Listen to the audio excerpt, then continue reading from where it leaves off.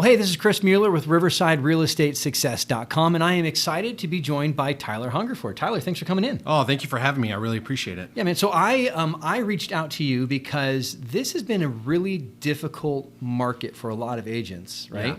Yeah. But you're killing it. You're at like 10 million in volume, pushing 12 to 14 million by the end of the year. Yep. I love that.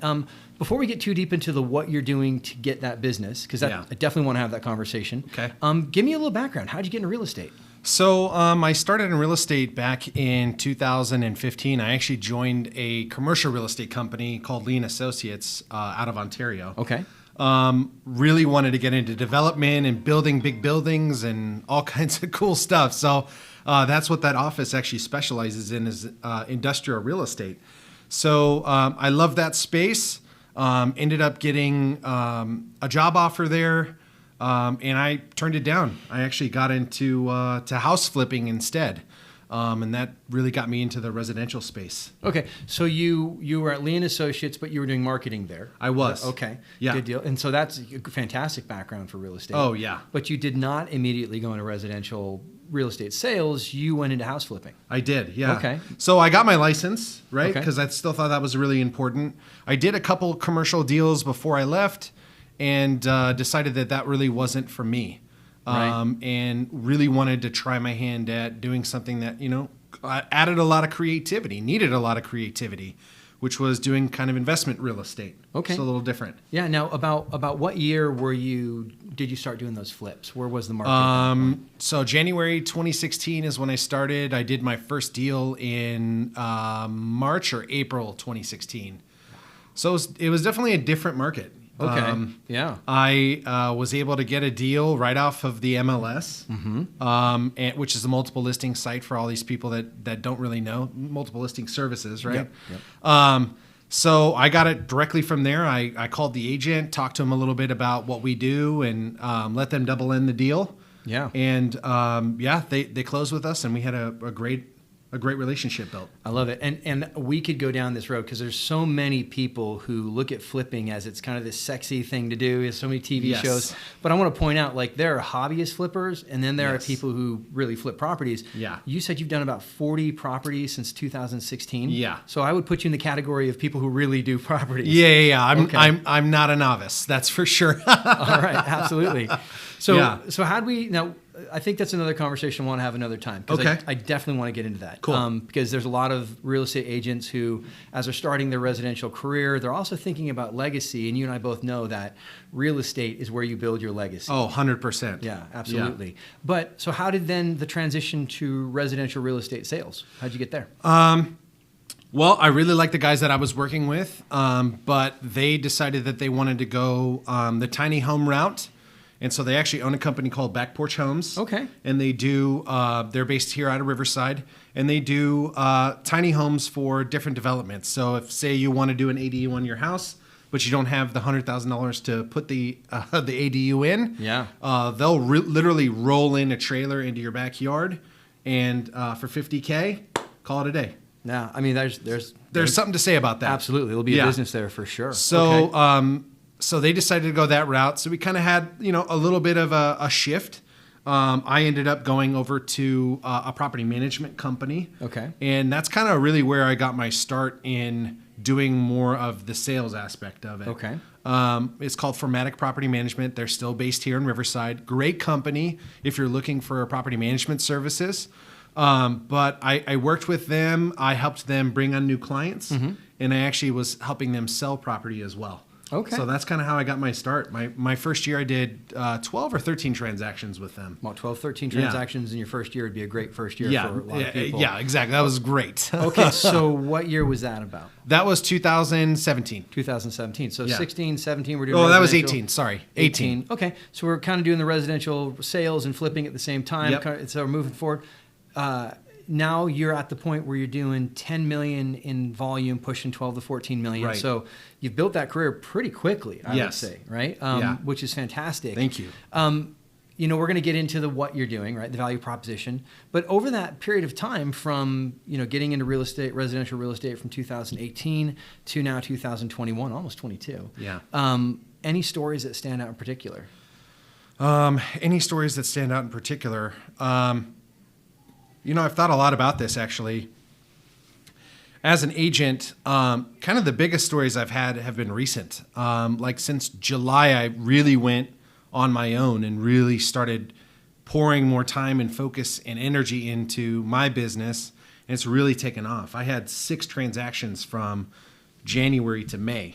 Yeah. And then from July, which I kind of took time that month to really step up on my business. From July to now, I'm at close to 30.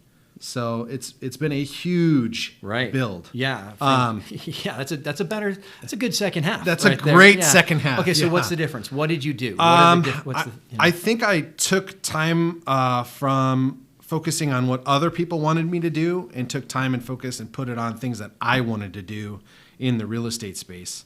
For me, when I was doing flipping and everything like that, I was more of an acquisitions guy, I would go out, find the property that needed to be fixed, get it under contract, set it up, and get everything in line for then the money guy to come in and do the project. Right.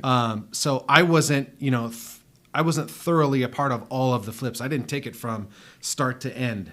Right. I had a partner that did a lot of that, right. And they put in a lot of money there, and I still made money, but it wasn't an experience that, it took away from my ability to really focus on my own individual agency business. Mm-hmm. So, I really put a lot of focus and drive into that. I transitioned from doing acquisitions for another company and decided to do acquisitions for myself. Okay. So, and my acquisitions was clients. So I took all my energy, all my time, and all my money and put it towards finding people to work with. Yeah. And that has been what has really created that explosive growth in my business. Yeah, I would say you found a lot of people to work with. I did. Okay, so tell me about that. Like, what is the lead generation strategy? Are you reaching out to people you know? Are you reaching out to strangers? Are you calling for sale by? Who are you talking to? So I'm kind of doing a lot, all of the above. I have relationships in the investment world where I've got friends that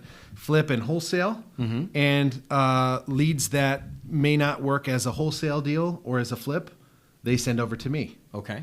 I have a marketing system that I do all online, and those bring me deals. It's kind of like Realtor.com. It's a little bit similar to that. Okay. Where it's a lead generation service, and I get a lot of leads from there, so I call on those as well. Okay. But it's all about developing the relationships. Now, is the platform that you developed or a platform you're paying for? I'm paying for it. Okay. Yeah. Okay. Cool. Yeah, my buddy owns it. Oh, there you go. Yeah. Yeah. So that's helped out a lot. Yeah, absolutely. Absolutely. Yeah. Okay, so that's giving you leads. Now, this is an important distinction because there are a lot of agents who get leads, but they're treating them like referrals. Right. And there's a difference between a lead and a referral. So when you get those leads, what's the next step, right? I mean, getting them on the phone as fast as possible. Okay. As fast as possible. Talking to them about what's the issue, why are they interested in selling, where are they at, how far along on the process are they, have they already started looking at other houses, where are they? Yeah. Catch me up to speed. That's my first question.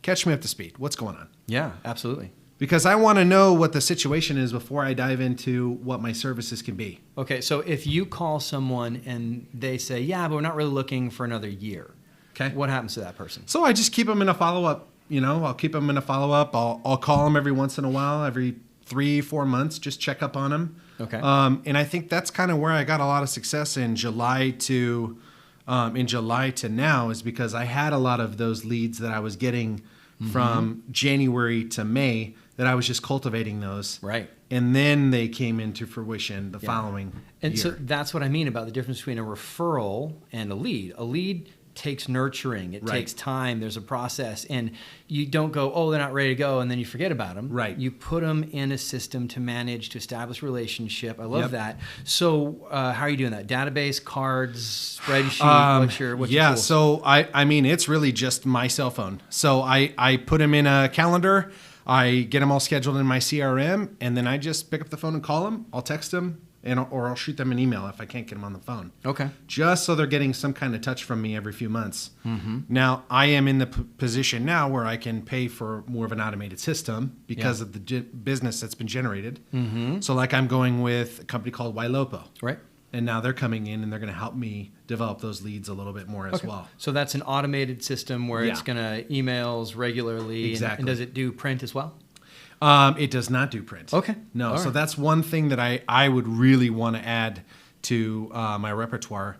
You know, a lot of the deals that I've gotten from being a real estate investor have been from mail. Yeah. So, you know, it is still a very powerful tool, especially for a certain demographic. So if you're able to capture those people and get their attention, you are going to receive calls. Yeah. I mean, and those turn into deals all the time. No, absolutely. You know, it's interesting. The power of print, I think, is greater than it's ever been before. Right. Because mail is sort of a novelty now, Exactly. right? And it's very expensive. Oh, yeah. But even a postcard, you think of the standard email is going to go into the inbox and not even get opened half the time, right?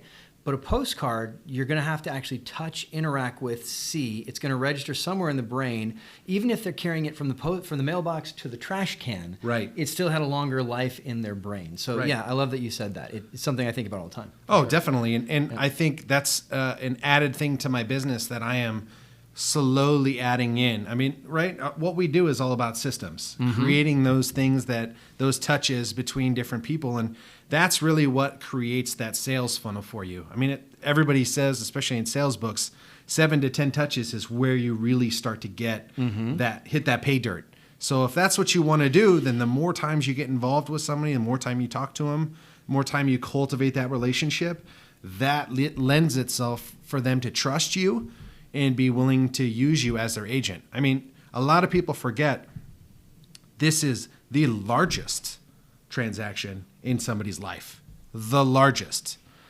They're spending $500,000 in California right now, in Riverside. Yeah, $500,000 for a house. Yeah, and that's entry level. Right. That's And like that's entering the entry market, level. right? Like Exactly. That's like, yeah, totally. Yeah. So when we take that perspective and we put ourselves in their shoes and saying, okay, well, what would I be like buying a house and seeing what that would do for me, which I put myself in those shoes this year. I did buy a house. Oh, man, it's funny. Me too. I'm in yeah, the process awesome. I'm in the pain of it right now. Yeah. Totally. Yeah. So all of that, putting yourself through that allows you to step in their shoes and really get a sense of what that looks like, that process looks like. I mean, for us, we do it so often that we tend to lose the significance of it, I think. And a lot of people, they're buying 1, 2, maybe 3 houses their entire life. Mm-hmm. And so we need to be mindful of what that looks like for them too. And that's from the very beginning, at the start of the transaction to the very end. So I try and be mindful of that as well. Like, one great thing about my lender is he provides awesome gifts to people that we buy with. So he's got a whole beautiful system that he does. Shout out to Brad Sneckner. Love you, big buddy. He's got a beautiful system that he puts people in, and people get gifts and they get, reminders. Hey, this is coming up. Don't worry. Like, there's a whole thing about relaxing at the very beginning. Mm-hmm. It comes with like an herbal tea and like a head scratcher and all this kind of stuff. But it's little things like that means so much to a client. Yeah. And so if we can start implementing things like that into your business that allows people to understand that you appreciate them through this process and through this huge transaction where we make a lot of money at, I think people start to appreciate you a little bit more, start to trust you a little bit more, and you're really creating that relationship which absolutely leads to referrals. Yeah, I love it. And I love what you said about the relationship with your lender. It's, because what I heard is leverage. Right. Like, I'm leveraging my lender to help these contacts, right? Because it doesn't always have to be me at every touch. There's a community of people I work with, and when I have people who are trusted, they can be an incredible asset to my business and help develop those relationships. Absolutely. Yep. Very cool. And it matters who you work with, always, especially as a listing agent, even down to the escrow, even down to title, even down to termite. It matters who you work with to help ease this process for these people. Again, this is the most stressful transaction they're going to have, especially as a seller with the craziness in this market. A lot of people are getting, opportunities to get higher offers and things like that, but it's still crazy stressful to go through. I mean, having to pick, one person out of 10 or one person out of 5 offers, it's tough on these people. Right. Oh, so, totally. Just being mindful of that. And, it's all about harboring that relationship again. Well, you want to stress someone out, put a transfer disclosure statement in front of them. There you go. Right? I got to remember every home improvement I did. So we've lived in the house 9 years. I got to go through and catalog that. I mean, and if I screw up, they're going to sue me. Oh my gosh. There's just it's stressful. And there's that subconscious, I'm homeless now. Right. That's a huge stress on a person or a family. Absolutely. Right. So I love it. We're sort of tiptoeing into this ground, but I do want to ask this question. How do you differentiate yourself in the market? Right. There's a lot of realtors out there. There are more realtors than there are houses for sale. Right. How do you differentiate yourself? What's your value proposition? I mean, I've got some guesses, but I want to hear what you have to say. So because of my background in investment sales, I think it lends itself for me to deal with people that may have a little bit more difficult situation. And I think the calm that I bring to a transaction really helps alleviate some of the stress regarding this huge transaction. So I bring a lot of calm. I bring a good presence, and I think most of all, I have an amazing team that I work with. Okay. My escrow team's wonderful. They're on top of everything. My title team, my title rep has been in the industry over 30 years. He's at every job at the title company with Fidelity. So from top to bottom, I have everything stacked and ready to go to make sure that the transaction is done the right way with ease. Right. So I stress that from the very beginning. And, dealing with all of these stressful situations, being a seller myself, being a buyer myself, and seeing what all of that looks like really lent itself for me to understand the situation that these sellers are in.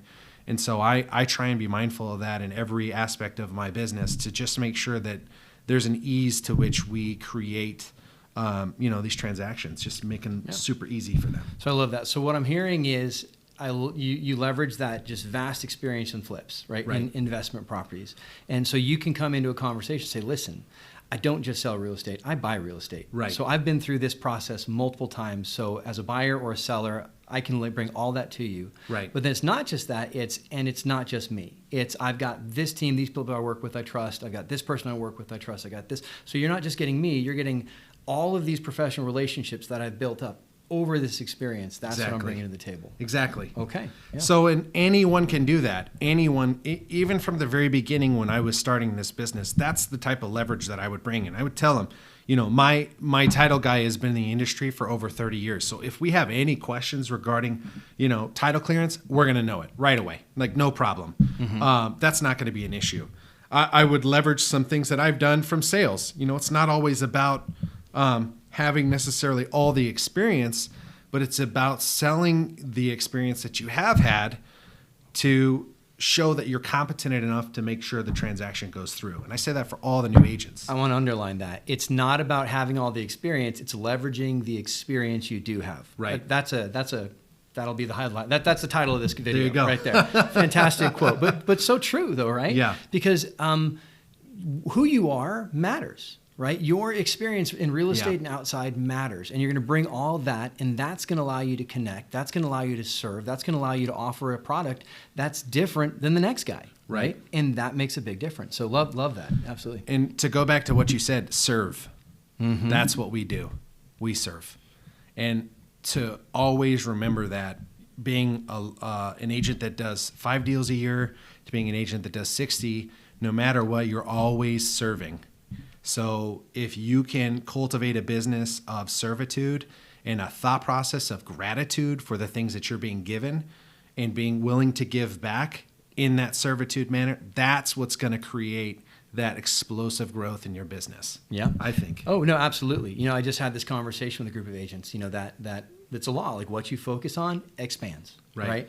And you said it, focus on serving, come from contribution, and then focus on the blessing and the gratitude, right? And you will see it, and that way you'll be able to be it. Right. But if you're always, and you mentioned it, like if you're that guy who's the bitter old grumbler because all these people are being such a pain and you forget their reality, then that's all you're going to see, and it's all you're going to get, right? It's a huge lesson. Yep. And again, it goes back to we're dealing with people that have the most expensive transaction in their entire lives. And Right. Of course, they're going to be stressed. Yeah. Of course, they're going to grumble. They're going to have an issue. Like that's what's going to happen. Oh, yeah, absolutely. Yeah. Absolutely. And I love that you say that. So, all right, I want to transition real quick. Sure. We're in a little bit of a shifting place in the market. That's We what are. I'm seeing.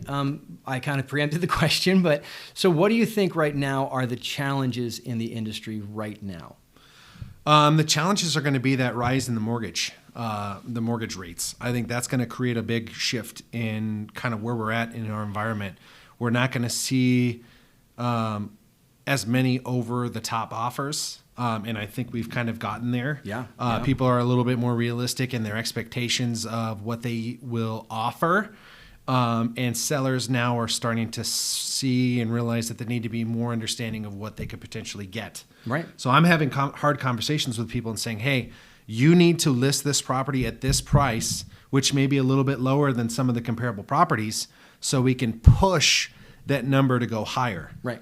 Yep. Because if that's what you want, I'm going to get it for you, but I need the wherewithal and the room to do it. Right. Because this is a game. Oh, We yeah. need to get as many seats. We need to get as many butts in the seats as possible to then have as many offers as we can to then bring the price as high as we can go. Yeah, absolutely. That's it. It's average day on market for the year was something like 8. Right. And it's up to mid 30s. Right. Which isn't a huge shift, but it's a change. Right. That's a big shift. It From is 8 to 30 Oh, days. it is. Wow. Absolutely. But again, you look at historically, like there's a lot of markets and be like, oh, give me 30. You know Right. what I mean? No, totally. But Yeah. But you're right. If you're pricing at market value, then the consumer still thinks, oh, we're gonna have to bid 30 over. I don't want to do that. Exactly. Yeah. And so you have to play the game. So, Yeah. and that's a game that I've been able to play with so many different properties, and that's created a lot of opportunities for my sellers. I'm still going way over list price. I'm still seeing $30,000, $40,000, $50,000 over list, and it's still bringing a lot of value to my clients. But they trust me enough to see that there needs to be some kind of push to get people in the door. I have clients that have told me, hey, I want to list, at 600,000 when after rehab value, or I guess, comparable property values are at 560. So I tell them, no, I won't be doing that. Right. I got to Frederick Eklund them a little bit. Yeah. No, that's not how it goes. Right. I won't do that. And if you want to hire another agent who will, that's all well and good. Right. I'm ready to burn the bridge because I know where I need to be at to get you that 560. And if that's, not a number that you're interested in, then we're probably not the right fit. Yeah. So I'm willing to let go of certain business because I know that that's going to create a huge headache for me. Right. And a lot of people think, well, it's okay. We'll just let them bid down and, no big deal. Well, that's not really happening in this industry and in this business right now. They're not bidding down. They're just not coming to the house. Yep. Yeah. So you may get someone that, comes up with a crazy offer, which is great. But again, it's all about putting butts in seats, which means getting people to that listing, looking at it, seeing the innate value that you can see it, seeing the innate value that the sellers have in it, and being able to offer a competitive thing that will allow your sellers to move on, which a lot of my sellers are moving out of state. Yeah, there's definitely a lot of that energy going on right now. We'll talk about that in just one second. Okay. I want to emphasize something you said, and that was listen, if they've got unrealistic expectations, I'm willing to say, this is not the right deal for you. Right. And Seth Godin, who's marketing guru, one of the things he says is that one of the most powerful statements you can make is, this isn't for you. Yeah. Right? And the only way you can say that is if you understand your value. Right. Right. Apple knows they're not for everyone. Right. Right. They're for a specific subset. Right. As a realtor, that's a powerful statement to be able to say, I'm not desperate. Right. It's more important that I can give you a delightful experience than just take the deal and then have that deteriorate. And now it's going to be bad for me. It's going to be bad for you. It's going to be bad for my reputation. I'm just going to walk away. That's it. And so I think that's what's really created an opportunity for me in this space is being willing to walk away.